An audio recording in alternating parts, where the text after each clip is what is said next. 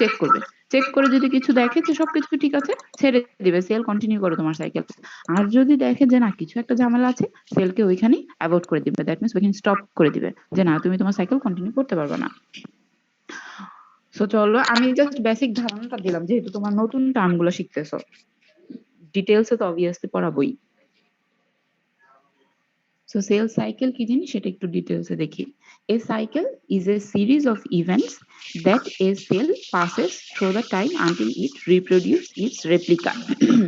That means একটা sell নিজের replica reproduce করার আগ পর্যন্ত যেই event, that means series of events গুলাকে সে পাস থ্রু করে, তাদেরকে আমরা বলবো একটা সেল সাইকেল। মানে সহজ কথা, একটা সেল রিপ্রোডিউস করবে নিজের আরেকটা কপিকে।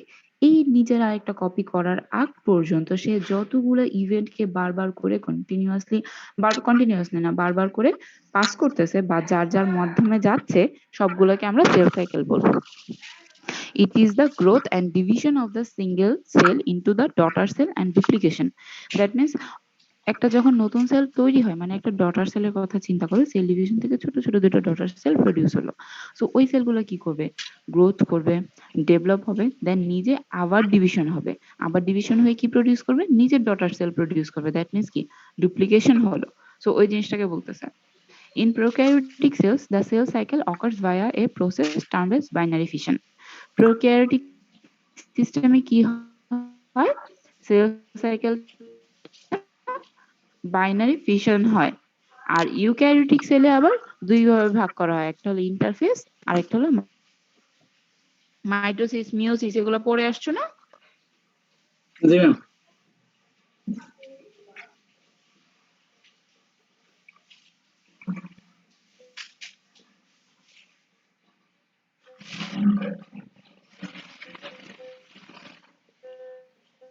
হ্যালো, জি ম্যাম, শুনতে পাচ্ছি।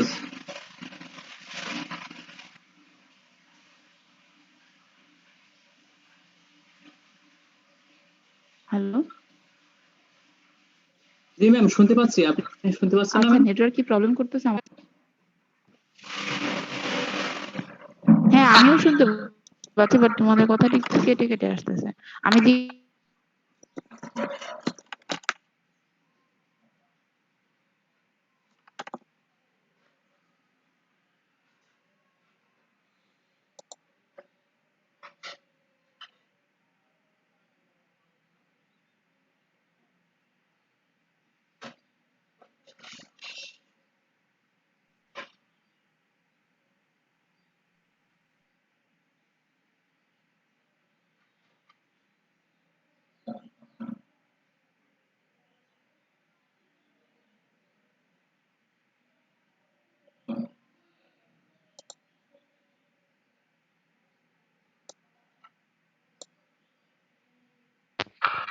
হ্যালো,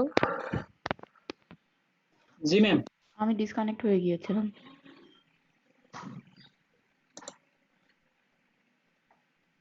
বলতেছি তোমরা কি মাইটোসিস, মিওসিস এই জিনিসগুলো আগে ডিটেলসে পড়ে আসছো কিনা? হ্যাঁ, এমনি আমরা পড়ছি মাইটোসিস, মেয়োসিস, এগুলো ওই ফার্স্ট সেমিস্টারে বায়োলজিতে পড়ছিলাম, কিন্তু তারপরে আর ই করা ওই হয়নি। হ্যাঁ, জানা হলেই হবে। ওকে, প্রোক্যারিওটিক সেলে যেটা হয়, সেল সাইকেলটা হলো বাইনারি ফিশনের মাধ্যমে কমপ্লিট হয়। আর ইউক্যারিওটিক সেলে দুইটা ফেজের মাধ্যমে হবে, একটা হলো ইন্টারফেজ আর একটা হলো মাইটোসিস ফেজ। এই দুইটা মিলে হলো ইউক্যারিওটিকের সেল সাইকেল হয়। সো একটু দেখি সেল সাইকেলটা অ্যাকচুয়ালি কি কি ধাপ হয়। সেল সাইকেলকে 4 ভাগে ভাগ করা হয়। একটা হলো G1, S, G2, M। G1 হলো গ্যাপ ফেজ 1, S হলো সিনথেসিস ফেজ, দেন হলো G2 that means gap phase 2, আর M হলো mitosis that means mitotic phase. এখানেও লেখা আছে, এই যে দেখো, first growth phase, gap phase বা growth phase, first growth phase, then DNA replication লেখা আছে সিনথেসিস ফেজ, এরপর কি লেখা সেকেন্ড গ্রোথ ফেজ, এখানে কি লেখা আছে মাইটোটিক ফেজ। এই জি দেন হলো এই এস আর এই এম, এগুলোকেই হলো এভাবে লেখা হয়েছে G1S, G2M। So first growth ফেজে কি হয় দেখো, growth and the normal metabolic roles, সেলটা গ্রো করবে এবং তার কিছু একদম নর্মাল যে মেটাবলিক রোলগুলো সেগুলো হতে থাকবে। সিনথেসিস ফেজে এসে কি হবে, ডিএনএ রেপ্লিকেশন হবে, দেন সেকেন্ড গ্রোথ ফেজে কি হবে, আবার গ্রোথ হবে এবং প্রিপারেশন ফর মাইটোসিস। মাইটোসিস হওয়ার জন্য যে প্রিপারেশন গুলো দরকার সেগুলো এই ফেজে হবে। এখন এই যে G1 growth phase 1, synthesis phase আর গ্রোথ ফেজ 2, এই তিনটাকে মিলে বলা হচ্ছে ইন্টারফেজ।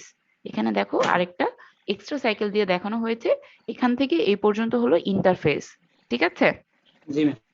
ওকে। আর আরেকটা ফেজ আমি কি বলেছিলাম, মাইটোসিস, দ্যাট মিন্স এই যে এটা মাইটোটিক ফেজ। মাইটোটিক ফেজকে আবার 4 ভাগে বা 5 ভাগে ভাগ করা যায়। প্রোফেজ, দেন প্রোমেটাফেজ, এখানে এটা লেখে নাই বাট প্রোমেটাফেজও একটা থাকে।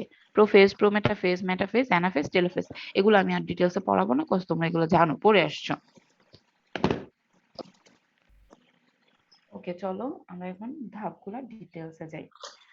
দুইটা ওই যে সেল সাইকেলের কথা বলা হচ্ছে, consist of two major activities.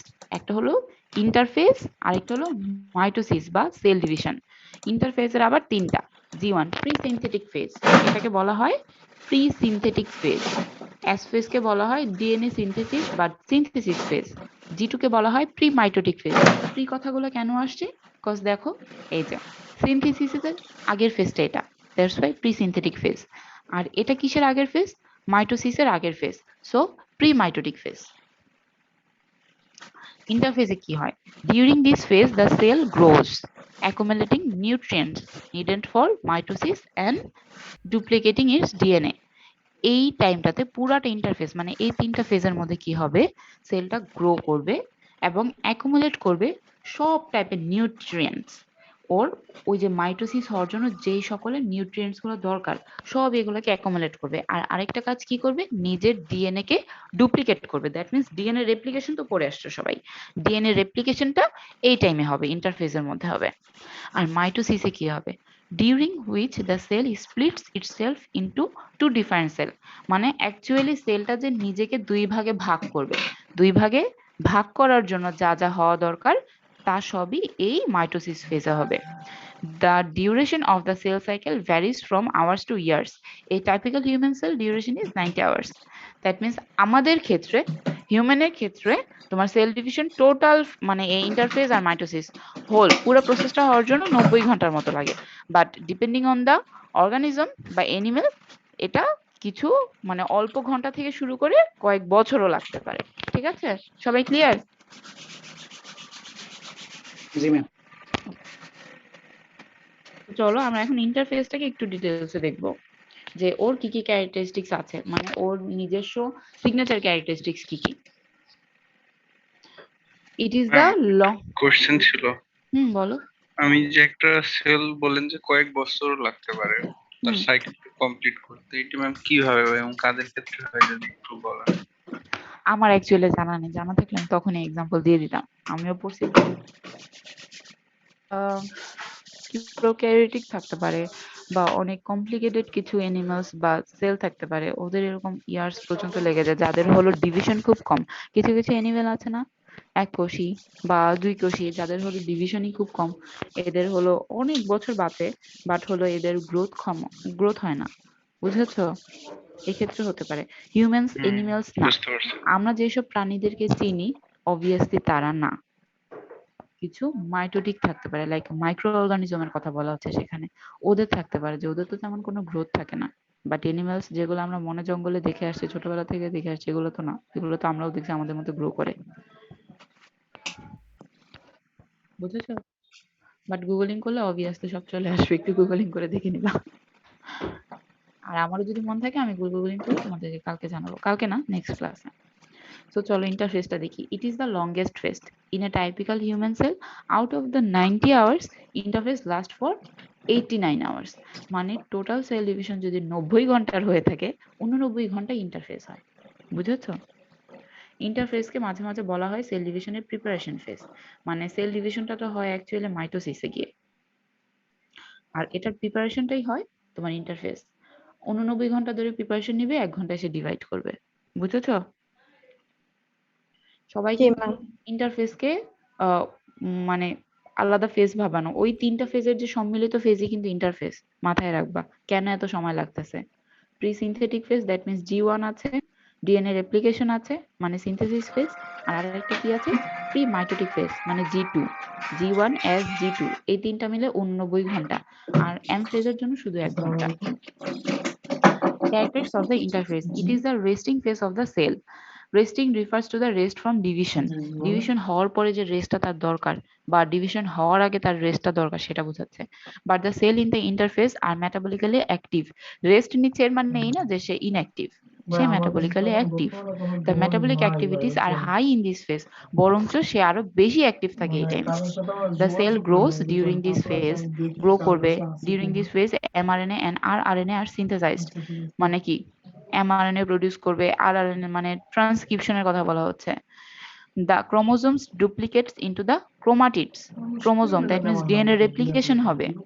এখানে ক্রোমোজোম গুলো ক্রোমাটিড প্রডিউস করবে, 2 সেট ডিএনএ মানে সে অলরেডি প্রডিউস করে ফেলছে। তার কত সেট ছিল? যদি হিউম্যান থাকে তার 46টা ছিল, রাইট? 23 জোড়া। সে এরকম কি করছে 46 জোড়া প্রডিউস করে ফেলছে এই সেট এই ইন্টারফেসের মধ্যেই। The centrioles duplicates into 2, centriole divide হয়ে যাবে। The 2 centrioles are formed and the centrosome of centrioles microtubules arise. মাইক্রোটিউবুলের কথা মনে আছে? পড়িয়ে আসছি যে মাত্র সেন্ট্রোজোম থেকে মাইক্রোটিউবুল গুলো গ্রো করবে, মক মাইক্রোটিউবুল অর্গানাইজিং সেন্টার, হ্যাঁ ওইটা বলতেছে। এইখানেই দুইটা সেন্ট্রিওলও প্রডিউস হয়ে যায়, এইখানে ও সেন্ট্রিওলও তো ডিভাইড করবে, সেন্ট্রিওল প্রডিউস করে দুইটা হয়ে যায়, ডুপ্লিকেট করবে, এবং এই সেন্ট্রিওল গুলোর যে উপরে যে সেন্ট্রোজোম যেটা থাকবে সেই সেন্ট্রোস্ফেয়ার থেকে আমাদের মাইক্রোটিউবুল দ্যাট মিন্স মক থেকে মাইক্রোটিউবুলও গ্রো করা স্টার্ট করে দিবে ইন্টারফেসের মধ্যেই। সো ইন্টারফেসকে আবার কয় ভাগে ভাগ করা যায়? বারবার বলতেছে G1 S G2। এখন চলো G1 এ কি হয় সেগুলো দেখি। ইট is the post mitotic phase. Post mitotic বলতে কি বোঝাচ্ছে বলো তো? মাইটোটিক ফেজ শেষ হয়ে যাবে তারপরে। মাইটোটিকের শেষে, দ্যাট মিন্স একদম নিউলি ডিভাইডেড একটা সেল, একদম বাচ্চা একটা ডটার সেল, সে হলো কিসে এন্টার করবে? G1 এন্টার করবে। এন্টার করে কি হবে? এই যে newly formed cell accumulate the energy, accumulate করবে, কি করবে? ফার্স্টেই এনার্জি অ্যাকুমুলেট করবে যাতে সে তার বাকি কাজগুলো করতে পারে, and prepares themselves for the synthesis of DNA. DNA synthesis that means DNA replication বা ডিএনএ ডুপ্লিকেশন যেটাই বলো, সেটা হওয়ার জন্য নিজেদেরকে প্রিপেয়ার করবে। During this active synthesis of RNA and protein take place. এই টাইমে হলো সিনথেসিস হয়ে যাবে, প্রোটিনসও সিনথেসিস হবে। During G1, a lot of protein synthesis happens in order to increase the amount of cytosol in the cell. The increase in the cell happens in this stage. That means daughter সেলটা যে একদম বড় একটা সেলের রূপ ধারণ করবে কোন ফেজে? G1 এ, ঠিক আছে? আর এই সেলে এরকম কোশ্চেন আসতে পারে যে সবচেয়ে বেশি প্রোটিন সিনথেসিস হয় G1 এ, কেন? যত বেশি প্রোটিন সিনথেসিস হবে তত বেশি সাইটোসোলের পরিমাণটা বাড়বে, সেলটা ছড়াবে। Actin filament, protein hand filament, pen filament, এগুলো দিয়ে তো সেলের শেপটা নির্ধারণ হয়, তাই না? মাত্রই তো সেল সাইটোস্কেলিটন পড়ে আসছে, ওগুলা কি ওয়ান টাইপ অফ প্রোটিনই তো। তো যত প্রোটিন হবে তত ওই জিনিসগুলোর অ্যামাউন্ট বাড়বে, সাইটোসেলটা আস্তে আস্তে ছড়াবে, মানে কি সাইটোসেল ছড়ানো মানে কি সেলের সাইজটা বড় হবে, তাই না? বুঝেছো কথা? সবাইকে বুঝতে পারছো? কোনটা বুঝো না সেটাই বলো। এই যে সেলের সাইজ বড়, তুমি একটা সেলকে যদি বাড়তে হয়, বেলুনের কথা চিন্তা করো, বেলুনকে যখন আমরা ফুলাই কি করি? ইচ্ছা মতো বাতাস ভরতে হয় সেখানে, তাই না? তারপরে না সে ফুলে। যদি তুমি বাতাস কম দিয়ে বসে থাকো আরে নিজে নিজে ফুলো, নিজে নিজে গ্রো করো, হবে না? সো এরকমই সেলকে তুমি সব দিয়ে বসে রাখলা, ওর মধ্যে কোনো কিছু বাড়াচ্ছ না, দ্যাট মিন্স ওর ক্ষেত্রে বাতাসটা হলো প্রোটিনস বাড়াচ্ছ না, ও কি ছড়াতে পারবে? না। ওর মধ্যে যা ছিল তা নিয়েই তো ওই ছোট একটা সাইটোপ্লাজম বা সেলের আকার নিয়ে বসে থাকবে। যখন তার ভিতরে জিনিসপত্র প্রোটিন ইচ্ছা মতো বাড়বে, গিজগিজ করা শুরু করবে, তখনই তো সে বাধ্য হয়ে ছড়াবে, দ্যাট মিন্স গ্রো করবে, ওইটাই। এখন আসলে এস ফেজে কি হয়? সো G1 এ কি হয় এখান থেকে কিন্তু ক্লিয়ারলি সুন্দর করে তোমরা নোট ডাউন করে ফেলবা। এখানে তো একটু বর্ণনা আকারে আছে, তোমরা চাইলে পয়েন্ট আকারে লিখতে পারো, পরীক্ষায় যদি আসে সেটা বেশি মার্কস তোমাদেরকে দিবে, ঠিক আছে? S phase.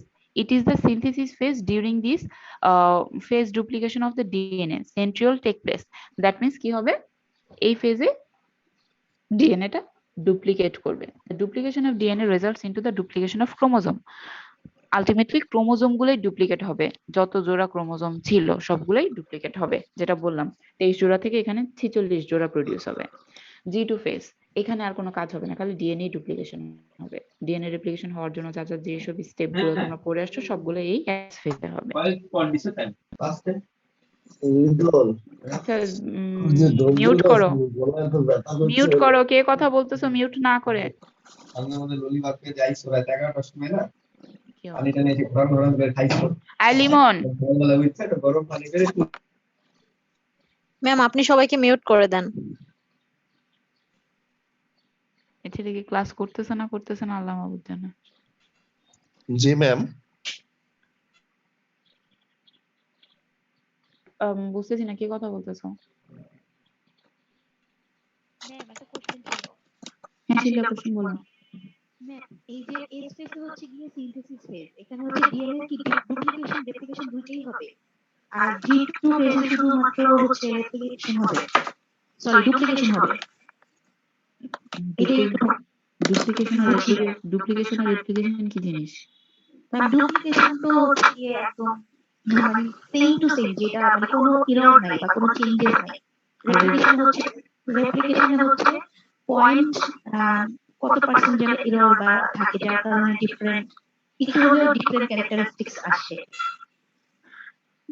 এখানে এস ফেজ ডুপ্লিকেশন হবে এরকম আমি কখনো শুনিনি। তুমি যেটা আমাকে ইনফরমেশন দিলে অবভিয়াসলি হতে পারে এটা সঠিক, বাট অ্যাকচুয়ালি যখন ব্রড টার্মে ডুপ্লিকেশন রেপ্লিকেশন বলা হয় ওই ডিএনএ রেপ্লিকেশনটাকে বলা হয়, ইরোরটাকে বোঝানো হয় না, বুঝেছো? যখন হয়তো তুমি ডিটেইলসে ডিএনএ রেপ্লিকেশনই পড়বা, লাইক যেটা মলিকুলার বায়োলজিতে পড়ে আসতেছো ডিএনএ রেপ্লিকেশন চ্যাপ্টার, হয়তো ওইখানে এগুলো আসতে পারে, বাট যখন তুমি ব্রড টার্মে ডিএনএ ডুপ্লিকেশন অথবা ডিএনএ রেপ্লিকেশন বলবে এগুলোকেই বোঝানো হবে যে ডিএনএ টা ডিভাইড, ডিএনএ কপি প্রডিউস করা। কারণ এস ফেজের সাথে জি2 ফেজের পার্থক্য এখানেও ডিএনএ, এখানে দেখো কি লেখা আছে, it is the pre mitotic gap division. It is the কি pre mitotic gap division, mitosis হওয়ার আগে যে গ্যাপটা প্রয়োজন, মানে মাইটোসিস এখানে কিন্তু প্রিপারেশন হয়েছে কিসের জন্য? ডিএনএ সিনথেসিসের জন্য। এখন কি মাইটোসিস হওয়ার জন্য তো আরো প্রিপারেশন দরকার। এটা হলো একটা ইনভিজিবল ফেজ, কজ এই টাইমটা খুবই কম থাকে এগুলোর তুলনায়, এই টাইমটা একটু কম, দ্যাটস ওয়াই এটাকে ইনভিজিবল ফেজ বলা হয়। The synthesis of RNA and protein continues in this phase. The formation of macromolecules for spindle formation takes place and the cell prepare itself to go into the mitotic phase. এখানে তো DNA এর কথা কিছুই লেখা নেই শিলা। না ওই যে যখন আপনি বলছিলেন শর্ট টার্মে যে এস ফেজ এটা হবে জি ফেজে তেমন কিছু না, এখানে শুধু ডিএনএ নাকি ভুল শুনছিলাম। আমি জানি না, আমি ভুল বলতে পারি। ডিএনএ টা সম্পূর্ণ এস ফেজেই আমি বলে আসছি, আর জি2 তে হলো আমি বলছি মাইটোসিস হওয়ার জন্য যে জিনিসগুলো দরকার সেগুলো হবে। সো এখানে আলটিমেটলি কি হচ্ছে দেখো, আরএনএ আর প্রোটিন কিন্তু এখানেও প্রোডিউস হয়েছে, জি2 তে এসেও আরএনএ আর প্রোটিন কন্টিনিউ করবে, মানে এই যে জি1 এ যে প্রোডিউস হয় স্টার্ট করেছিল জি2 তেও সেটা কন্টিনিউ হচ্ছে।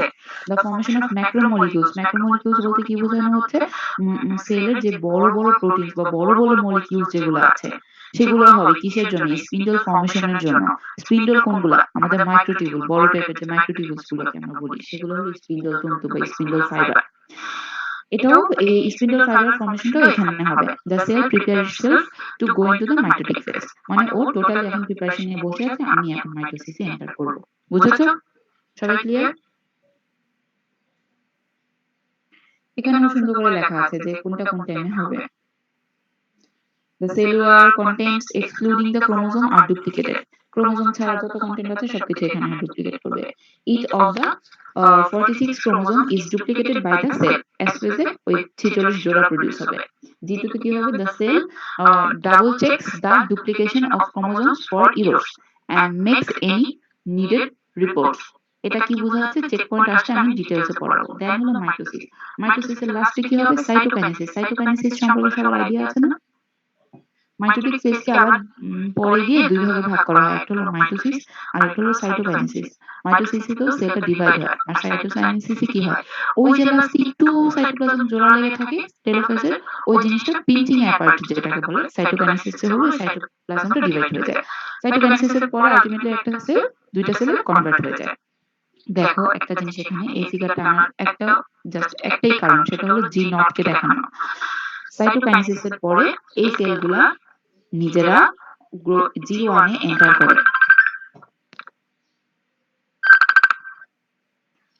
G1 এ এন্টার করবে। এন্টার করার পরে তারা ডিসাইড করবে আমি কি সেল ডিভিশনে যাব নাকি আমি সেল ডিভাইডার করব না। বুঝতে পেরেছো?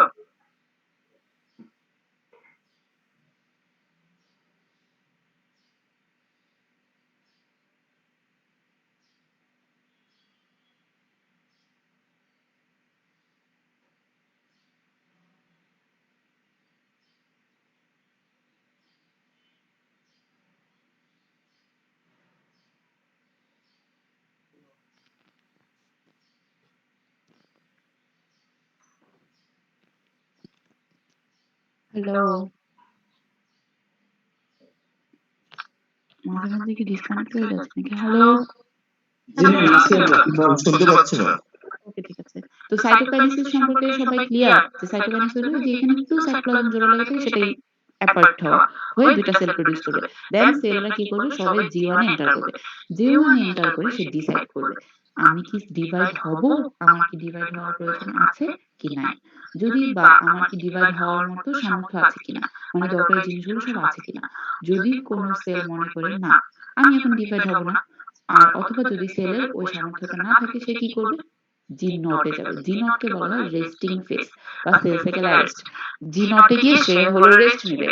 সেই রেস্টটা একদিনের হতে পারে, কয়েক ঘন্টার হতে পারে, এক মাসের হতে পারে, কয়েক মাসের হতে পারে, ইভেন কয়েক বছরের হতে পারে, ইভেন হোল লাইফ টাইম হতে পারে। কজ নাম শুনেছো যে নন পলিফারেটিং সেল বলা হয় কিছু কিছু সেলকে নন পলিফারেটিং সেল, যারা আর পলিফারেট করে না, মানে যারা আর ডিভাইড হয় না। এরকম কোনো নাম শুনো না তোমরা? proliferating আমাদের ব্রেন সেল, কিডনি সেল এগুলো তোমার নন পলিফারেটিভ না? ব্রেন সেলটা আর একটা পর্যায়ে গিয়ে নন পলিফারেটিং হয়ে যায়। সবচেয়ে ভালো এক্সাম্পল হলো এটাই, নার্ভ সেল।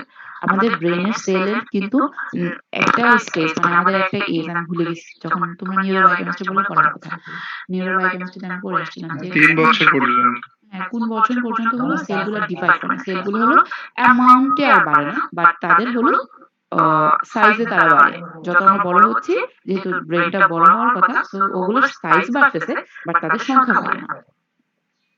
বুঝেছো? এগুলাই হলো এই রেস্টিং ফেজে গিয়ে বসে থাকে। ইভেন অনেক হিউম্যানস আছে যারা এরকম রেস্টিং ফেজে গিয়ে বসে থাকে। ওই যে আমি কিছু বলে আসলাম না যে কেউ অনেক লাইফ টাইম ধরে যায়, মানে অনেক বছর লাগে একটা সেল ডিভাইড হতে, তারা এরকম বছরের পর বছর জি নট ফেজে রেস্ট নেওয়ার জন্য বসে থাকে। সে যদি 2-4 বছর ধরে রেস্টই নেয়, তো তার একটা ডিভিশন হওয়ার জন্য তো অবভিয়াসলি আরো অনেক বছর দরকার, রাইট? বুঝেছো?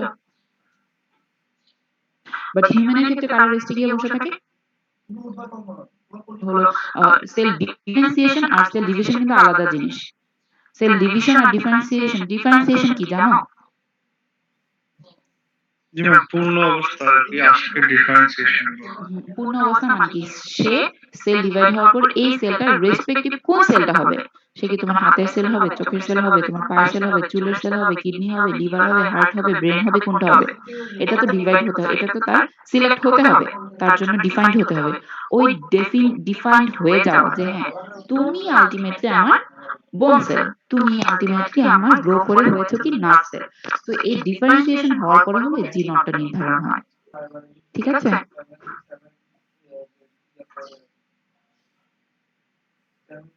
ওকে, সো আবার সব সেল কিন্তু এরকম জি নটে গিয়ে বসে থাকবে না। যারা হলো কন্টিনিউ করতে চাবে তাদের সাইকেল, মানে যারা পরিপূর্ণ আছে ডিভাইড করার জন্য রেডি, তারা কিন্তু এরকম ডিভাইড করবে।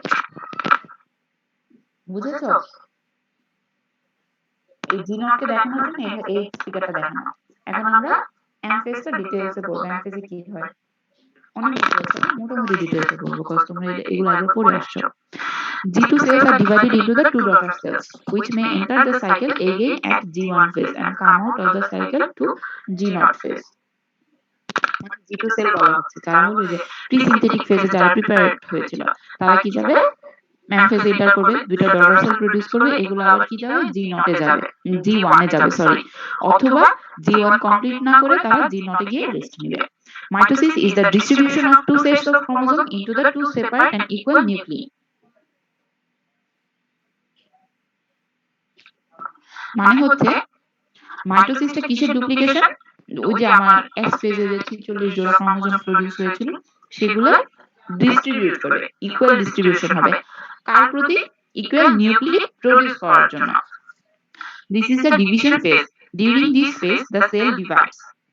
The phase is has a short duration. A typical human cell has duration of 90 hours. Of this, anaphase takes 45 minutes to 60 minutes. Just 45 থেকে 60 মিনিট হলো এই anaphase নিয়ে থাকে। This phase has two subphase. একটা হলো karyokinesis আর একটা হলো cytokinesis. Karyokinesis হলো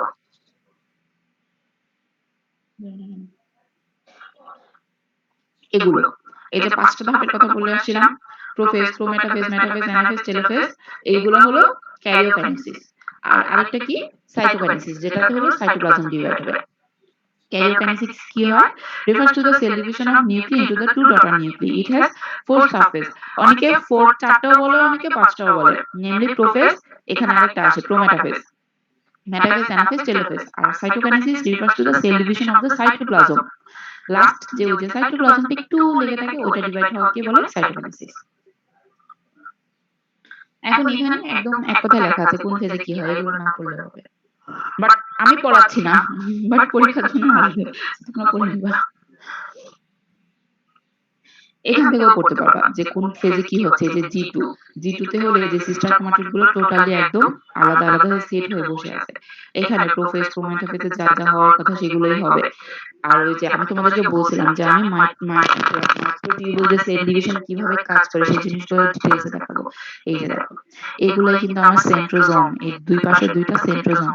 সেন্ট্রোজোম থেকে আমার এই যে microtubule, that means spindle fibre গুলো এভাবে বের হয়েছে, সুন্দর করে তারা বের হয়, দুই পাশ থেকে একজন আরেকজনের প্রতি গ্রো করতে থাকে। এখন দেখো এই মাইক্রোটিউবুলটা কম বড় হয়েছে, এই মাইক্রোটিউবুলটা বেশি বড় হয়েছে কেন? বিকজ আমরা জানি ওরা চাইলে র্যাপিড ডিসোসিয়েশন হতে পারে, অ্যাসোসিয়েশন হতে পারে, যখন যার যতটুকু দরকার সে চাইলে তাকে ততটুকু বাড়াইতে পারে, আবার তাকে কমাইতেও পারে। এর জন্য এক একটা লেন্থ এক এক রকম। এখানে এসে সুন্দর করে অ্যাটাচড হবে। এই ক্রোমোজোম গুলোর মাঝখানে যে সেন্ট্রোমিয়ারটা আছে এগুলো হলো এই মাইক্রোটিউবুলের সাথে অ্যাটাচমেন্ট করবে। যদি সেন্ট্রোমিয়ারের অ্যাটাচমেন্ট ঠিকমতো না হয়, দ্যাট মিন্স এটাকে বলে ক্রোমোজোম অ্যালাইনমেন্ট। ক্রোমোজোম অ্যালাইনমেন্ট যদি না হয় এই মেটাফেজ কিন্তু চলতেই থাকবে। অ্যালাইনমেন্ট না হওয়া পর্যন্ত অ্যানাফেজে কখনোই যেতে পারবে না। কজ অ্যানাফেজে কি হয়, ওরা কিন্তু কি এই ক্রোমাটিড, দ্যাট মিন্স এই যে ছোট ছোট সিস্টার ক্রোমাটিড গুলাকে মাইক্রোটিউবুল গুলো ধরে কিন্তু তাদের দুই পাশে টানতে থাকে। এখানে হলো মাইক্রোটিউবুলের ডিসোসিয়েশন হতে থাকে, মাইক্রোটিউবুলস গুলো ছোট হতে থাকে। বাট ওরা তো ক্রোমাটিডকে ধরে ফেলছে, মানে ওদের সাথে আঠার মতো জোড়া লেগে গেছে। সো মাইক্রোটিউবুল যতই ছোট হচ্ছে ওরাও আস্তে আস্তে এক একটা দুই প্রান্তে চলে আসতেছে। সো যেহেতু এখানে সেন্ট্রোমিয়ারকে আঠার মতো ধরে এই পাশে আসনে, সো মেটাফেজে যদি সেন্ট্রোমিয়ারের সাথে ওদের অ্যালাইনমেন্ট ঠিকমতো না হয় এখানে কিন্তু সিস্টার ক্রোমাটিড আলাদা হতে পারবে না এখানে এসে, বা ওরা কিন্তু এখানে ভাসতে থাকবে। মাইক্রোটিউবুলের সাথে কিন্তু অ্যাটাচমেন্ট হচ্ছে না। সো যে পর্যন্ত অ্যাটাচমেন্ট অ্যালাইনমেন্টটা ঠিকমতো না হচ্ছে অ্যানাফেজ এন্টার করতে পারতেছে না। এন্ড যখন অ্যালাইনমেন্টটা হয়ে যাবে ওরা তখনই এত ভালোভাবে অ্যালাইনমেন্ট হয়, ওরা সেন্ট্রোমিয়ারকে ডিভাইড করে দিয়ে দুইটা সিস্টার ক্রোমাটিডকে দুই পাশে নিয়ে চলা শুরু করে। বুঝেছো? সবাই কি ক্লিয়ার? যখন এর এরকম দুই প্রান্তে চলে আসে আলটিমেটলি তখন দুইটা নিউক্লিয়াস প্রোডিউস করতে পারে। এই যে দুইটা নিউক্লিয়াস প্রোডিউস হয়ে গিয়েছে। এখন এই যে দেখো সাইটোপ্লাজমটা জাস্ট সবকিছু ডিভাইড হয়ে গেছে, খালি সাইটোপ্লাজম জোড়া লেগে আছে। দেখছো এখানে সাইটোপ্লাজম ডিভিশন হয়নি। এটাই হলো সাইটোকাইনেসিস। সাইটোকাইনেসিসে এসে এই এখানে একটা পিঞ্চের মতো হয়ে সাইটোপ্লাজমকে জোড়া মানে আলাদা করে দিবে। সবাই ক্লিয়ার? জি ওকে, এটা তোমাদের পরীক্ষায় আসবে না, মানে কোশ্চেন আকারে আসবে না, আসলে এমসিকিউ আসতে পারে। সো এটা এরকম ফিগার সহ শেখার দরকার নেই, ঠিক আছে? আসলে এখান থেকে বেসিক আমি যে জিনিসগুলো পড়িয়েছি সেটা থেকে এমসিকিউ আসতে পারে বা ট্রু ফলস আসতে পারে। এখন আমরা যেটা দেখবো চেক কনসেপ্ট। সবকিছু কি মাথার উপর দিয়ে যাচ্ছে নাকি মাথার ভিতর দিয়ে বুঝে বুঝে যাচ্ছে?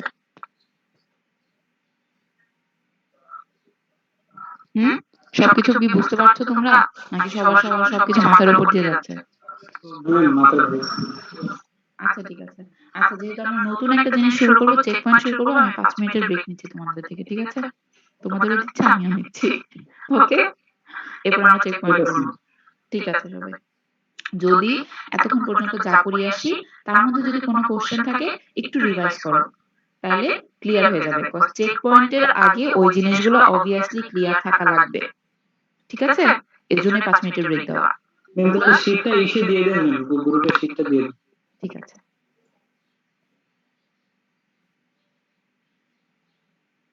এখানে দিলে তো আবার অনেকে পাও না, সো আমি তোমাদের যে মেসেঞ্জার গ্রুপ আছে সেখানে দিয়ে দিচ্ছি। ওইখান থেকে হয়তো সবাই ইজিলি একদম পেয়ে যাবে। এখানে দিলে অনেকে পায় পায় না, কি হয় না হয় আমি জানি না।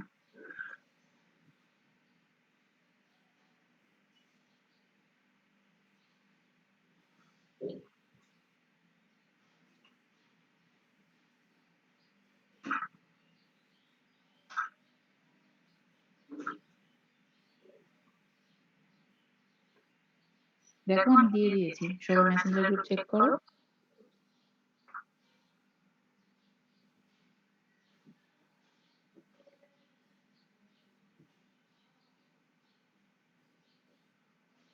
সবাই একটু যা করিয়েছি একটু আবার দেখো, দেখে 36 পর্যন্ত টাইম আছে, কোশ্চেন থাকলে ঠিক আছে ম্যাম। ঠিক আছে 36 পর্যন্ত দেখো, দেন আমরা ক্লাসটা আবার স্টার্ট করব।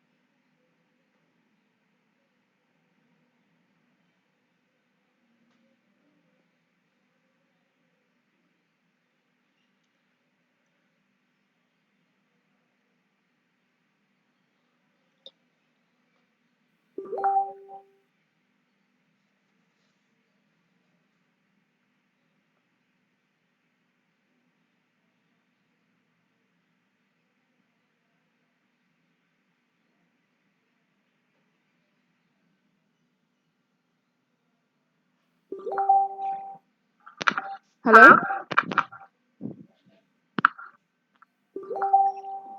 হ্যালো,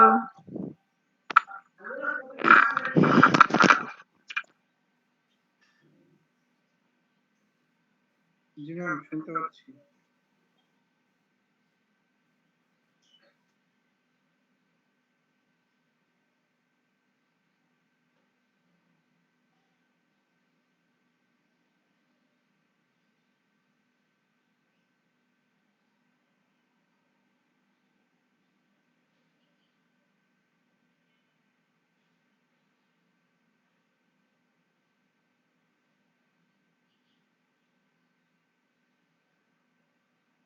আচ্ছা মিউট করা।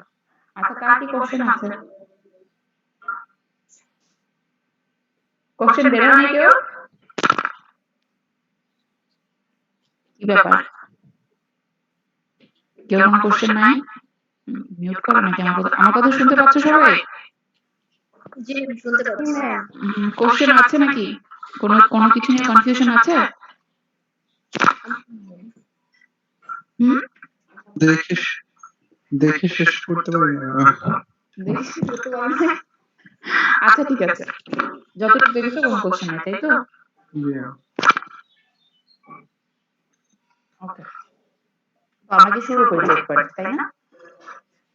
চেক পয়েন্ট সম্পর্কে বেসিক ধারণা তো আগেই দিয়েছি যে চেক পয়েন্ট অ্যাক্টিভিটি জিনিসগুলো কি।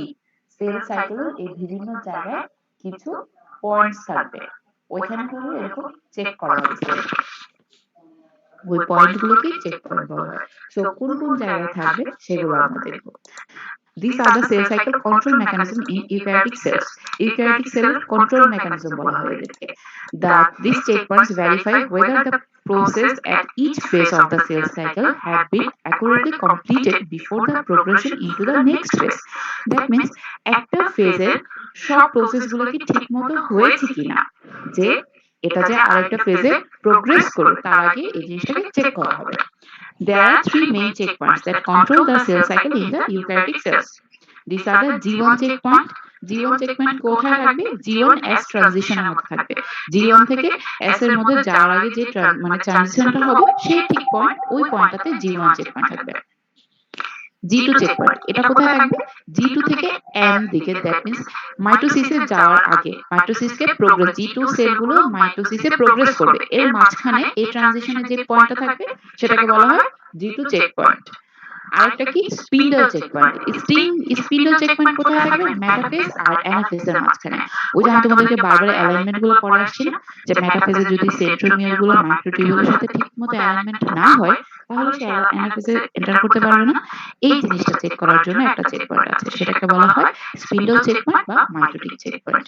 ক্লিয়ার? প্রতিটা চেকপয়েন্ট কোথায় কোথায় থাকবে তাদের লোকেশন গুলো ক্লিয়ার সবাই?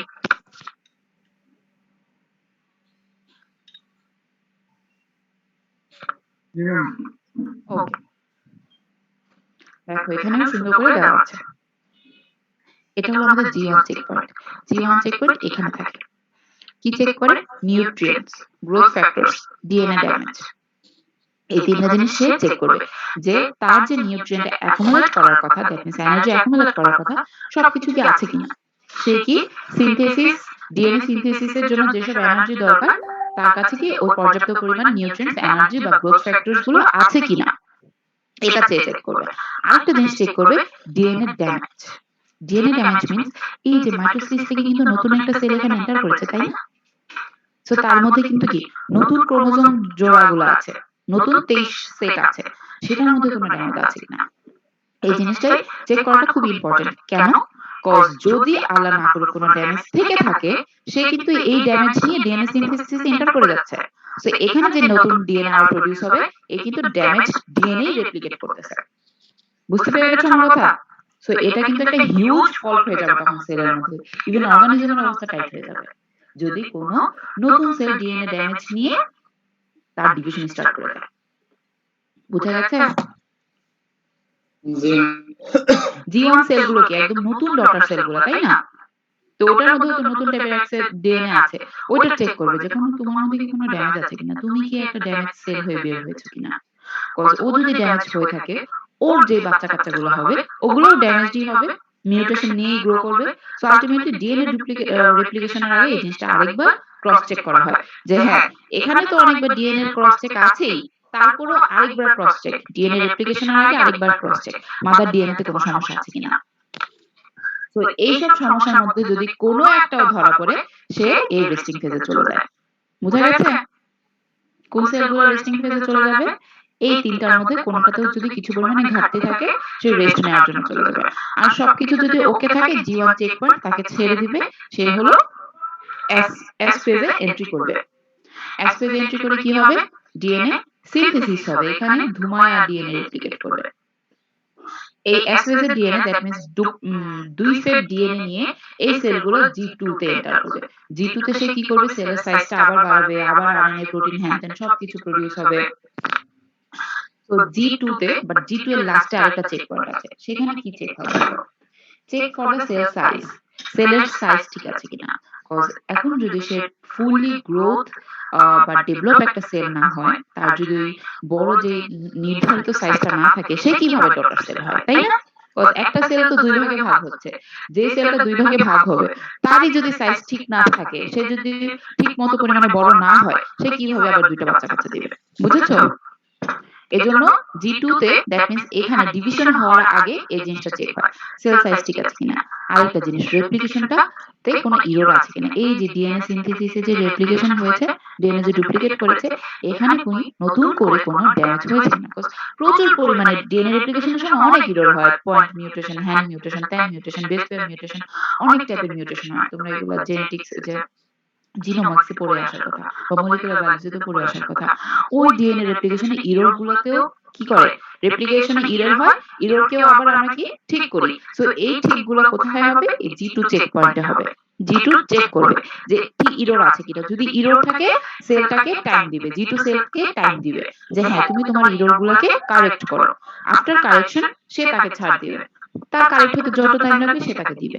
যদি কোনো আই মিন কারেকশনের দরকারই না হয়, দ্যাট মিন্স যদি কোনো ইরর নাই থাকে, তাহলে তাকে ছেড়ে দিবে। বুঝেছো? বা কারেকশন করার পরে সেলগুলোকে ছেড়ে দিবে। সেলগুলো দেন কোথায় এন্টার করবে? মাইটোসিস সে ডিভিশন স্টার্ট করবে। আর এই যে মেটাফেজ চেক পয়েন্ট বা মাইটোটিক চেক পয়েন্ট বা স্পিন্ডল চেক পয়েন্ট, সে কি চেক করবে? Chromosome spindle attachment. ওই যে আমার যে সিস্টার ক্রোমাটিড গুলো ছিল, ক্রোমোজোম থেকে যে দুইটা ক্রোমাটিড প্রডিউস হয়েছে, ওই ক্রোমাটিডের সেন্ট্রোমিয়ারটা কি আমার মাইটোটিউবুলের সাথে আমার স্পিন্ডল ফাইবারের সাথে ঠিকমতো অ্যাটাচমেন্ট হয়েছে কিনা, সেই জিনিসটাকে চেক করবে মেটাফেজ চেক পয়েন্ট। চেক হয়ে থাকলে যদি অ্যালাইনমেন্ট ঠিকমতো হয়ে থাকে ছেড়ে দিবে, সে অ্যানাফেজে চলে যাবে, সেলটা অ্যানাফেজ এন্টার করবে। আর যদি ঠিকমতো অ্যালাইনমেন্ট না হয় তাকে সময় দিবে যে তুমি ঠিক করে অ্যালাইন হও, তারপর তুমি অ্যানাফেজ এন্টার করতে পারবা। ঠিক আছে? ক্লিয়ার সবাই চেক পয়েন্টের কাজগুলো?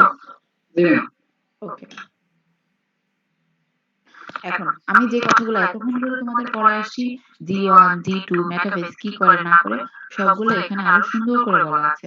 এরপর জি2 মানে আমি যাই বকর বকর এখানে অলরেডি করে ফেলছি, সবগুলো এখানে আছে। সো এগুলো তোমরা একটু বাসায় পড়ে নিলে হয়ে যাবে, আমি আর এগুলো নতুন করে পড়াবো না। এখন আসো সেল সাইকেল পড়াচ্ছি রে, মানে এই না যে কোশ্চেন আসবে না, পড়তে হবেই, আমি বলে দিছি অলরেডি, তাই স্লাইডে পড়াচ্ছি না। Cell cycle regulation, cell cycle regulation পড়বো আমরা এখন। সেল সাইকেল মানে সেল সাইকেলটা তো অবভিয়াসলি রেগুলেটেড হতে হবে। যদি সে একটা সুনির্দিষ্টভাবে রেগুলেশন না হয়, সুন্দর করে কিন্তু এই সাইকেলটা কন্টিনিউ হতে পারবে না। বুঝেছো? রেগুলেশন বলতে বোঝাচ্ছে ওই যে চেক পয়েন্ট গুলোতে ওদেরকে কে কন্ট্রোল করতেছে, কন্ট্রোল মেকানিজম গুলোর জন্য কারা কারা অ্যাকচুয়ালি রেসপন্সিবিলিটিটা নিয়েছে, তাদের রেগুলেশনটা আমরা করব। ওকে, কি কি আছে? তিনটা জিনিসের নাম তোমাদের শিখতে হবে। একটা হলো cyclin, cyclin dependent kinase, cyclin dependent kinase inhibitors. Cyclins হলো প্রোটিনস বা একটা protein family. Cyclin dependent kinase হলো একটা এনজাইম যারা এই প্রোটিনস গুলোর উপরে ডিপেন্ড করে। আর আরেকটা কি আছে? Cyclin dependent kinase inhibitors. এই ইনহিবিটরস গুলো হলো এই এনজাইমের ইনহিবিটর। ঠিক আছে? মানে এনজাইমকে যারা ইনহিবিট করবে। এই তিন টাইপের জিনিস দিয়েই হলো এই সেল সাইকেলকে টোটালি পুরোপুরি রেগুলেট করা হয়। মানে ওই যে চেক পয়েন্ট গুলোতে এই তিনটা জিনিস হলো কাজ করে। ঠিক আছে? ক্লিয়ার সবাই? নামগুলো ক্লিয়ার? একটা হলো প্রোটিন, একটা হলো এই প্রোটিনের উপরে ডিপেন্ড করা কিছু কাইনেজ এনজাইম। কাইনেজ এনজাইমের কাজ কি বলো তো? ফসফেট গ্রুপটাকে কি ফসফেট গ্রুপটাকে ফসফেট গ্রুপ কাইনেজ হ্যাঁ অ্যাড করে দিবে অ্যাড করে দিবে। কিছু কিছু এনজাইম কিন্তু আছে আবার ফসফেট গ্রুপ রিমুভ করে দেয়, তাদের নাম রিমুভ কি করে বলতো? দেয়। রিমুভ করে দেয় হলো ফসফেটেস। হ্যাঁ ফসফেটেস। ওকে, তো এই এনজাইম গুলো কাইনেজ এনজাইম গুলো আর কি থাকবে, এই এনজাইমের আবার ইনহিবিটর থাকবে যে মাঝে মাঝে এদেরকে ইনহিবিট করা লাগবে। তো চলো আমরা সাইক্লিন কি জিনিস দেখি। Their concentration varies during the cell cycle. Cyclins are the family of proteins which regulate the cell cycle. There are several types of cyclins that are active in different parts of the cell cycle and cause phosphorylation of the CDK. That means CDK হলো যে cyclin dependent kinase, এটাকে সংক্ষেপে বলা হয় CDK আর এটাকে সংক্ষেপে বলা হয় CDKI। কি বলতেছে যে ওরা হলো একটা প্রোটিন ফ্যামিলি। কোন প্রোটিন ফ্যামিলি? যেগুলো হলো সেল সাইকেলকে রেগুলেট করে এবং ওদের অনেক টাইপের ভ্যারিয়েশন আছে এবং এই ভ্যারিয়েশন গুলো মানে ডিফারেন্ট টাইপস অফ সাইক্লিনের কনসেন্ট্রেশন গুলো ভ্যারি করে। কিসের উপরে ডিপেন্ড করে? এখন সেলের কোন ফেজ চলতেছে, দ্যাট মিন্স সেলের এক এক ফেজের জন্য এক একটা সাইক্লিনের কনসেন্ট্রেশন এক এক রকম হতে পারে। ওকে, আর হলো ওদের কাজ কি? ওরা হলো সিডিকে কে ফসফোরাইলেশন করবে। দ্যাট মিন্স এই যে আমাদের সিডিকে আছে এদেরকে ফসফেট গ্রুপ অ্যাড করবে, মানে এদেরকে আবার অ্যাক্টিভ করবে। মানে ওদের মধ্যে যখন সিডিকে আমার এনজাইম কি এনজাইম তো one type of protein, say inactive অবস্থায় থাকতে পারে। তার ইনঅ্যাক্টিভিটি কখন হবে? সে যখন সাইক্লিন থাকবে না, যখন সাইক্লিন এসে তার সাথে অ্যাড হবে তখন সে অ্যাক্টিভ হবে। এজন্য এর নাম সাইক্লিন ডিপেন্ডেন্ট। সাইক্লিন না থাকলে সে কাজ করতে পারে না, বুঝেছো? এজন্য বলা হচ্ছে সাইক্লিন ডিপেন্ডেন্ট। সো সাইক্লিনের কাজ কি? এই কাইনেজ গুলোকে অ্যাক্টিভ করা। There are four basic types found in human and most other eukaryotes. একটা হলো মানে একদম বেসিক চার টাইপের পাওয়া যায় হিউম্যানস এর মধ্যে আর আদার্স ইউক্যারিওটিক্স এর মধ্যে। G1 cyclin, G1S cyclin, that means ট্রানজিশনের ক্ষেত্রে, S cyclins R M cyclins. As the name suggests, মানে নাম থেকে কি বোঝা যাচ্ছে যে কোন সাইক্লিন গুলো কোন ফেজের সাথে অ্যাসোসিয়েটেড, বোঝা যাচ্ছে না? G1 that means G1 ফেজের সাথে, G1S মানে কি ওই G1S থেকে যে ট্রানজিশন হবে ওই টাইমটাতে, S হলো S এর ক্ষেত্রে, M হলো মেটাফেজের ক্ষেত্রে। এখানে ওই জিনিসগুলো আবার সুন্দর করে লেখা আছে। For instance, M cyclin promotes the events of M phase such as nuclear envelope breakdown and chromosome condensation. মানে M cyclin কি প্রমোট করতে পারে? M ফেজে যেসব কাজগুলো আছে লাইক নিউক্লিয়ার এনভেলপকে ব্রেকডাউন করা, ক্রোমোজোমকে কনডেন্স করা, এই জিনিসগুলো। এগুলোর ক্ষেত্রে কি G1 cyclin আসবে? অবভিয়াসলি না, M cyclin হলো যেটা প্রমোট করবে। বাট কিছুটা ইন্টারেস্টিং ফ্যাক্টরস আছে, এই ফিগারটা দেখলে তোমরা বুঝবা। দেখো এখানে হলো যে G1 cyclin যেগুলো আছে, আচ্ছা G1 সাইক্লিন আমার মনে করো না যে একটাই G1 সাইক্লিন মানে একটাই সাইক্লিন না, G1 হলো একটা গ্রুপের নাম। G1 সাইক্লিন বোঝাচ্ছে এটার মধ্যে আর অনেক টাইপের সাইক্লিন আছে, বুঝেছো? এটা কিন্তু একটা গ্রুপ ডিভাইড করা হয়েছে, এটা কিন্তু লাইক ক্লাসের নাম, এটার আন্ডারে অনেকগুলো এক্সাম্পল আছে। সো G1 সাইক্লিন গুলো দেখো একদম পুরোটা সেল সাইকেল জুড়ে অ্যাক্টিভ থাকে, G1 ফেজ থেকে শুরু করে M ফেজের লাস্ট মানে পুরোটা সেল জুড়ে, পুরোটা সেল সাইকেল জুড়ে সে হলো অ্যাক্টিভ থাকে। G1S এ হলো ট্রানজিশনের টাইমে, G1 থেকে যে S এর ট্রানজিশন হবে ওই টাইমটায়। S সাইক্লিন কি হয়? এই লাস্টের থেকে, ট্রানজিশনের একটু আগে থেকে শুরু হবে তার অ্যাক্টিভিটি, সবচেয়ে বেশি কখন অ্যাক্টিভ হবে? G2 তে গিয়ে তার অপটিমাম অ্যাক্টিভিটি গুলো আসবে। লাস্ট করবে কোথায়? জাস্ট M ফেজে এন্টার করছে আর G1 সাইক্লিনের কনসেন্ট্রেশন একদম জিরো হয়ে গেছে। M cyclin S phase, that means এটার স্টার্ট যখন হবে, S ফেজ যখন স্টার্ট হবে তখন থেকে তার কনসেন্ট্রেশন আস্তে আস্তে বাড়া শুরু করবে এবং অপটিমাম কখন হবে? যখন সে M ফেজে আছে, দ্যাট মিন্স একদম প্রথম M ফেজের প্রথম যে ফেজগুলো প্রোফেজ, ক্রোমাটাফেজ, এগুলোতে সে তার অ্যাক্টিভিটি হলো একদম অপটিমামে আছে। ঠিক আছে, আমি যা যা বলেছি এখানে এগুলোই লেখা আছে। এখন আসো বিভিন্ন টাইপের সাইক্লিনের নাম আমরা দেখব। দেখো কত টাইপের সাইক্লিন আছে, A, B, D1, D2, D3, E, C, F, G, H, এগুলো হলো সাইক্লিনের নাম। সাইক্লিন A, সাইক্লিন B, আর এগুলো যে পড়ে আসছে G1, S, G2, sorry G1S, M, এগুলো হলো এগুলোর ক্লাস। মানে সাপোজ A আর D1 হতে পারে G1 এর, B আর C হতে পারে G1S, এরকম। বোঝা গেছে? এখন দেখো কোন সিডিকে গুলো কোন সাইক্লিনের উপরে ডিপেন্ড করে। সিডিকে পার্টনার বলা হয় এদেরকে, বা সিডিকে মানে ওই এনজাইম গুলো। সিডিকে 2 আর সিডিকে 1 কিসের উপরে ডিপেন্ডেন্ট? এর উপরে ডিপেন্ডেন্ট এবং এরা কোথায় ফাংশন করে এই কমপ্লেক্স গুলো দ্যাট মিন্স ACDK2 এবং ACDK1 এই কমপ্লেক্স বলা হয় সাইক্লিন CDK কমপ্লেক্স। এগুলো হলো কোথায় ফাংশন করবে S ফেজ বা G2 ফেজ, ঠিক আছে? এই ফেজগুলোতে তারা ফাংশন করবে। ডি এর ক্ষেত্রে দেখো ডি এর উপরে জাস্ট একটাই ডিপেন্ড করে CDK1, সে আবার কোথায় এই কমপ্লেক্সটা কাজ করবে এন ফেজে কাজ করবে। সো প্রতিটার উপরে কিছু কিছু আছে ডিপেন্ড করে যারা এই এক এক ফেজে কাজ করে থাকে, আবার কিছু সাইক্লিন আছে তাদের উপরে কেউ ডিপেন্ড করে না, লাইক এফ আর জি এর উপরে এর সাথে পার্টনার করার মতো আর কোনো CDK নাই, এরা এদের এমনি তারা হলো এই ফাংশন। আচ্ছা মিউট করো নিজেকে।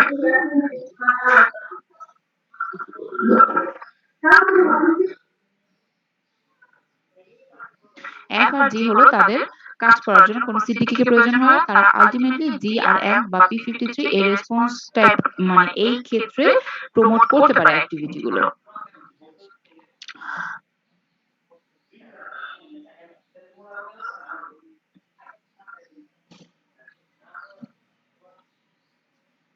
ওকে, এখন আমরা হলো CDK গুলোকে একটু দেখব। These are the family of protein kinase that regulates the cell cycle. They are present in all known eukaryotic cells. In order to drive the cell cycle forward, a cyclin must activate or inactivate many target protein inside of the cell. একটা cyclin obviously activate করতে হবে বা inactive করতে হবে বিভিন্ন target proteins K. The cyclin drive the events of the cell cycle by partnering with a family of enzymes called the cyclin dependent kinase. cyclin গুলো কি করবে এই কাজগুলো যে অ্যাক্টিভ ইনঅ্যাক্টিভ করবে বিভিন্ন প্রোটিনকে কিভাবে এই কাইনেজ গুলোকে অ্যাক্টিভ ইনঅ্যাক্টিভ করার মাধ্যমে। A lone CDK is inactive, মানে এই এনজাইমটা যখন একা একা থাকে সে ইনঅ্যাক্টিভ অবস্থায় থাকে, but the binding of cyclin activates them and making it functional enzyme, allowing it to modify target proteins. এবং এনজাইমগুলো কি করবে ওই যে টার্গেট প্রোটিনকে অ্যাক্টিভ বা ডিঅ্যাক্টিভেট করবে। আমার সেলের যখন যে প্রোটিনগুলোকে মানে সেলের বিভিন্ন সেল সাইকেলের বিভিন্ন ফেজে যে প্রোটিনগুলো অ্যাক্টিভেট হওয়া দরকার তাদেরকে অ্যাক্টিভ করবে, যেগুলোকে ডিঅ্যাক্টিভ করা দরকার তাদেরকে ডিঅ্যাক্টিভ করবে। বিকজ আমরা সবাই জানি ফসফোরাইলেশন মানে কিন্তু অ্যাক্টিভেশন না, কিছু কিছু ক্ষেত্রে ফসফেট গ্রুপ অ্যাড করলে তারা ডিঅ্যাক্টিভ হয়ে যায়, আবার কিছু কিছু ক্ষেত্রে আবার তারা অ্যাক্টিভ হয়, ঠিক আছে? এই জিনিসটা আমরা সবাই জানি, তাই না? তো এই যে আমি বিভিন্ন প্রোটিনস এর কথা বলা হচ্ছে ওদেরকে বলা হচ্ছে টার্গেট প্রোটিন। লাইক এস ফেজের কথা আমরা বলি, এস ফেজের ক্ষেত্রে কি অনেক এনজাইম লাগে, দ্যাট মিন্স ডিএনএ রেপ্লিকেশনের ক্ষেত্রে লাইগেজ প্রোটিয়েজ হ্যান ত্যান ডিএনএ পলিমারেজ ওগুলো তো কি প্রোটিনস না, ওগুলো কি ওয়ান টাইপ অফ প্রোটিন না? তো ওগুলার কি অ্যাক্টিভেশন দরকার হয় না? কেউ কেউ ক্ষেত্রে ফসফোরাইলেশনের দ্বারা অ্যাক্টিভ হয়, কেউ কেউ ডিফসফোরাইলেশনের দ্বারা অ্যাক্টিভ হয়। সো এগুলো হলো এই সাইক্লিন ডিপেন্ডেন্ট কাইনেজ গুলো করে থাকবে, ঠিক আছে? বোঝা গেছে? এখন দেখো ফেজ ওয়াইজ যদি আমি সাইক্লিন আর সিডিকে কে ডিভাইড করতে যাই এই চারটা বললেই হবে। জি not a K K active থাকে কিন্তু কার কার দরকার হয় C R সিডিকে 3, G one A D E আর এগুলো, এর ক্ষেত্রে বি আর সিডিকে 1। যদি ফেজ ওয়াইজ আমি সাইক্লিন আর সিডিকে বা সাইক্লিন সিডিকে কমপ্লেক্স গুলোকে আলাদা করতে চাই, এটাই আমার কাছে এটার থেকে এটা মনে রাখা একটু ইজি লাগে, বাট এটা অনেক ইম্পর্টেন্ট কজ এখানে সব সিডিকে আর সাইক্লিন গুলো নাই, এদিকে আবার সব সিডিকে আর সাইক্লিন গুলো আছে, আলটিমেটলি তোমাদের শেখা লাগবে, বুঝেছো? সাইক্লিন ডিপেন্ডেন্ট কাইনেজ ইনহিবিটরস, এখন আমরা ইনহিবিটরস গুলোকে দেখবো। অনেক টাইপের ইনহিবিটরস থাকতে পারে, এখানে অনেকগুলো উল্লেখ করা আছে, দেখো P16, P15, দেন 18, 19, 21, 27, 57 এক একটার এক এক কাজগুলো কিসের মাধ্যমে তারা করে এই সিডিকে গুলোকে ইনঅ্যাক্টিভ করার মাধ্যমে। 16 কি করবে সিডিকে 4 আর সিডিকে 6 কে ইনঅ্যাক্টিভ করতে পারে, মানে ইনহিবিট করতে পারে, ইনঅ্যাক্টিভ না, ওদের কাজকে ইনহিবিট করতে পারে, বুঝেছো? মানে কাজকে বাধা দিতে পারে। সো সাপোজ মাঝে মাঝে ওদের কাজকে বাধাও দিতে হয়, লাইক কন্ট্রোল মেকানিজম। মনে করো সিডিকে4 অ্যাক্টিভ হলে সেলটা কে হ্যাঁ সবকিছু ঠিক আছে, তাকে হলো ট্রানজিশনে যাওয়া উচিত, লাইক এস থেকে সে এখন জি2 তে এন্টার করতে পারবে, বাট কন্ট্রোল মেকানিজমের মাঝখানে একটা ইরর ধরা পড়লো, না তাকে তো আটকাতে হবে। এখন এই সিডিকে4 কে যদি আমি না আটকাই সে তো এটাকে ট্রানজিট করে দিবে, তো ওকে আটকানোর জন্য কে আছে আমার সেলে? P16 আছে, বুঝেছো? আবার এরকমও হতে পারে যে এখানে সিডিকে 6 সেলকে অ্যারেস্ট করে রাখছে, কোনো একটা ইরর পেয়েছে, ওকে অ্যারেস্ট করে টাইম দিছিল যে না তুমি তোমার ইরর কমপ্লিট করো। এখন ওর কাজ তো ওই পর্যন্ত অ্যারেস্ট করা, সেলকে থামায় রাখা। এখন ইরর সেল হলো, সেল বেচারা ইরর টিরর কারেক্ট করে বসে আছে, সিডিকে 6 ওরা ছাড়তেছে না। আরে আমি তো কারেক্ট করছি, তো এখন কি সিডিকে 6 কে ইনহিবিট করতে হবে না, যাতে সেলটা তো এখন কারেক্টেড, তাকে সামনে প্রোগ্রেস করার জন্য তাকে ছাড়তে হবে। সো ওকে এখন ইনহিবিট করতে হবে। কে করবে? P19 করবে। আমি জাস্ট এমনি বানায় বানায় এক্সাম্পল দিছি বোঝানোর জন্য যে এই সিডিকে আই গুলা কেন দরকার হয়, বুঝছো?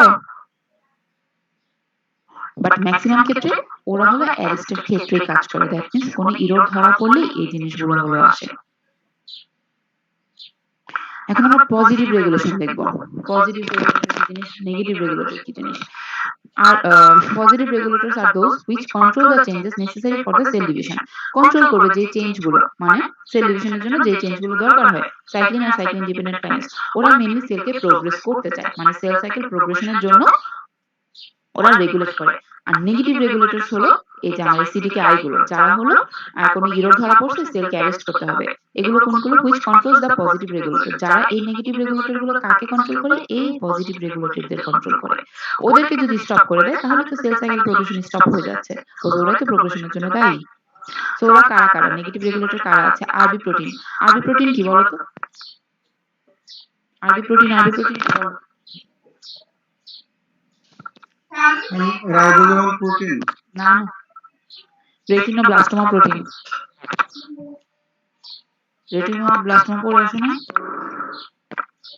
জেনেটিক্সে পড়ার কথা, মলিকুলার জিনোমিক্সে পড়ার কথা, পড়ার তো কথা তোমাদের এগুলা।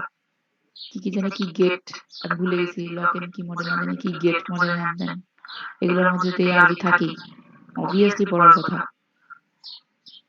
আচ্ছা থাক, বাদ দাও। রেটিনোব্লাস্টোমা প্রোটিন, এটা হলো ওয়ান টাইপ অফ প্রোটিন যেটা হলো এই আমাদের এই সাইক্লিন আর সিডিকে কে কন্ট্রোল করতে পারে। আরেকটা হলো P53, এটা তো সবাই নাম শুনছো, P53, রাইট? হ্যাঁ হ্যাঁ, P53 জিন। P53 জিন একটা হলো এরকম একটা অনেক কমপ্লেক্স একটা জিন আমাদের শরীরের, আমাদের ক্রোমোজোমের একটা কমপ্লেক্স জিন। তার মধ্যে হলো বিভিন্ন টাইপের সে প্রোটিন সে প্রোডিউস করতে পারে ওই জিন থেকে। সাপোজ জিনটা ধরো 1000 কিলো বেস পেয়ার, তার প্রথম 50 কিলো বেস পেয়ার থেকে একটা আসতে পারে, প্রথম 200 থেকে একটা আসতে পারে, মাঝখানের 5000 থেকে একটা আসতে পারে, এরকম বিভিন্ন টাইপের বিভিন্ন সেগমেন্ট থেকে বিভিন্ন টাইপের প্রোটিন সে প্রোডিউস করতে পারে। এবং এই প্রোটিনস গুলো কি করে? সেল সাইকেলকে অ্যারেস্ট করার জন্য কাজ করে। এখান থেকে অনেক টাইপের অ্যারেস্টিং প্রোটিন প্রোডিউস হয় P50 জিন থেকে, বা P53 কমপ্লেক্স বলা হয়। P53 ম্যাক্সিমাম ক্ষেত্রে কমপ্লেক্সই বলা হয়, বা P53 প্রোটিনস গুলো যেগুলো, ওগুলো হলো সেলকে একদম আমাদের সেলের সব কিছু কন্ট্রোলের ক্ষেত্রে সে দায়ী। যদি কোনো ডিজিজ হয় সবার P53 এর মধ্যে মিউটেশন ধরা পড়ে। ও যেহেতু সব রেগুলেশন আর কন্ট্রোল করে আসতেছে, ওর মধ্যে যদি কোনো মিউটেশন বা কোনো ডিসএবিলিটি বা কোনো টাইপের কোনো একটা ঝামেলা থাকে, তখনই দেখা যায় সেল আলটিমেটলি সবকিছুতে ঝামেলা চলে আসে। একদম কমন বা একদম বেস্ট এক্সাম্পল হলো ক্যান্সার। যে কোনো ক্যান্সারের ক্ষেত্রে এই P53 জিনটা মিউটেটেড থাকে। যেহেতু সে মিউটেটেড, মানে ক্যান্সার গিয়ে সবার আগে এই জিনিসটাই করে, P53 কে ডিসেবল করে দিবে। কজ আমার কন্ট্রোলিং মেকানিজম, একদম মানে মোস্ট ইম্পর্টেন্ট কন্ট্রোলিং মেকানিজম যদি ডিসেবল হয়ে পড়ে, আমার সেলের আর কিছুই যায় আসে না। সে যেখানে মন চায় যেখানে মন চায়, যেদিকে বাড়তে মন চায় সে সেটাই করতে পারে। এই যে বিভিন্ন এই যে ইরোর নিয়ে যে আমি সেল সাইকেলে কি দেখাচ্ছি, বারবার করে চেক করা হচ্ছে যে একটা সেল যাতে কোনোভাবে কোনো টাইপের একদম ক্ষুদ্র থেকে ক্ষুদ্র ইরোর নিয়ে যাতে পাস না হতে পারে, নতুন কোনো সেল যাতে ডিভাইড না করতে পারে। এই জিনিসগুলো কেন? যাতে একটা অর্গানিজম ডিজিজ না হয়। যখন একটা সেল, দ্যাট মিন্স সে ডিজিজ ওলা, তার মধ্যে মিউটেশন আছে, সে আবার প্রোডিউস করতেছে ডটার সেল যেগুলো মিউটেশন সহ, তখন তো আলটিমেটলি কি হবে? ডিজিজ তৈরি হবে সেলের, তাই না? তো এই জিনিসগুলো যাতে না হয় তাই এত চেক পয়েন্ট। আর এই চেক পয়েন্ট গুলোর মেইন হলো P53। সো ও যখন ঝামেলা হয়ে যায়, আলটিমেটলি চেক গুলো তার ঠিক মতো হয় না। বুঝতে পেরেছো সবাই? ওকে, এখন দেখবো ইনহিবিটরস অফ সিডিকে। ওই যে সিডিকে আই, তিন টাইপের জিনিস হলো নেগেটিভ রেগুলেটরস। একটা হলো আরবি প্রোটিন, P53 জিন, আরেকটা হলো সিডিকে আই। সিডিকে আই আবার দুই টাইপের, একটা হলো in family inhibitors of kinase, যারা কাইনেসকে ইনহিবিট করবে, লাইক P19 P15। আরেকটা হলো সিপিআই ফ্যামিলি, সিআইপি ফ্যামিলি, এরা হলো সিডিকে ইনহিবিটরি প্রোটিন।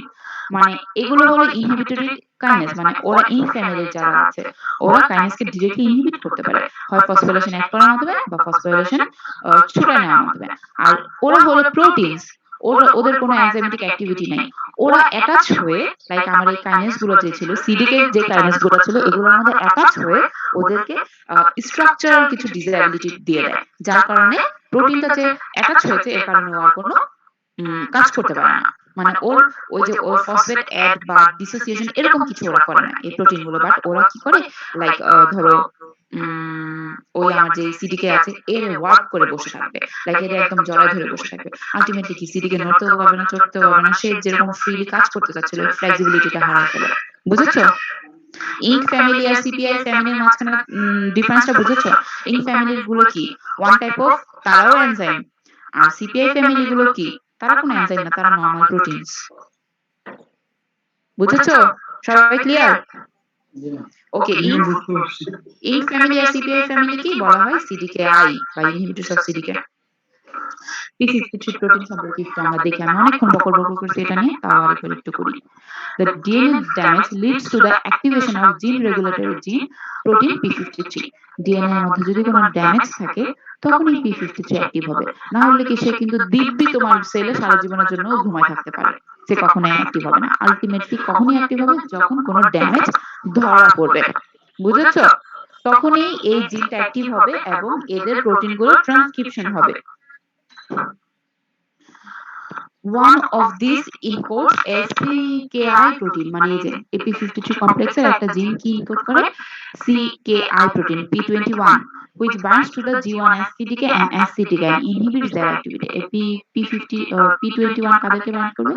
এই যে G1S CDK যতগুলো আছে বা SCDK যতগুলো আছে তাদেরকে ইনহিবিট করবে, thereby helping to block entry into the S.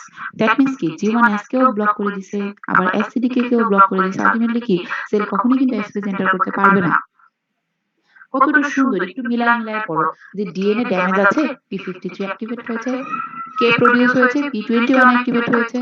p21 produce করলে কি করলো? G1S CDK কমপ্লেক্স আর SCDK কমপ্লেক্সে ইনঅ্যাক্টিভ করে দিল। আলটিমেটলি কিসে এন্টার করতে দিল না? S ফেজে। S ফেজে কি হয়ে থাকে? ডিএনএ সিনথেসিস হয়ে থাকে। সো আলটিমেট এই যে ধাপে ধাপে কাজগুলো হচ্ছে কিসের জন্য? এই ডিএনএ ড্যামেজড ডিএনএটাকে রেপ্লিকেট না হওয়ার জন্য। বোঝা যাচ্ছে? পড়াগুলো সুন্দর না? একটার সাথে একটা যদি মিলে কোরিলেট করে পড়তে পারো, খুবই ইজি এবং খুবই ইন্টারেস্টিং একটা জিনিস, রাইট? একটা ধাপ শুরু হচ্ছে আর একটা শেষ হচ্ছে আর একটা শুরু হচ্ছে। লাইক একটা ধাপ শুরু যে হচ্ছে, কেন হচ্ছে?